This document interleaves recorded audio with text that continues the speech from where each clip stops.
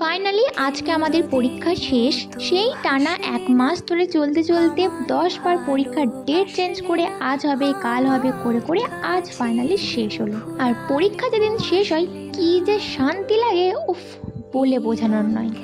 আজকে শেষ হলো আর বিকেলে একটু না বেরোলে কি হয়, সেরকম কোথাও যায়নি। কাছেই একটা মাঠ থাকে, তো বিকেলে ওখানে সবাই বসে থাকে, বসে একটু আড্ডা মারে, চা খায়। তো আমরাও সেখানেই গেছিলাম আজকে। তো আমরা শুধু দুজনে ছিলাম ওখানে, আর গোটা মাঠটা ছিল আজকে আমাদের দখলে।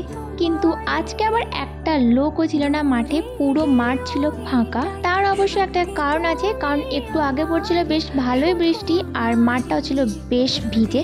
তার জন্য হয়তো এখন আসেনি, পরে এলেও হয়তো লোকজন আসতে পারে। আমরা নয় পরীক্ষা শেষ হবার এক্সাইটমেন্টে বৃষ্টি ছেড়েছে আর ঘর থেকে বেরিয়ে পড়েছি, কিন্তু সবাই তো আর তা করবে না।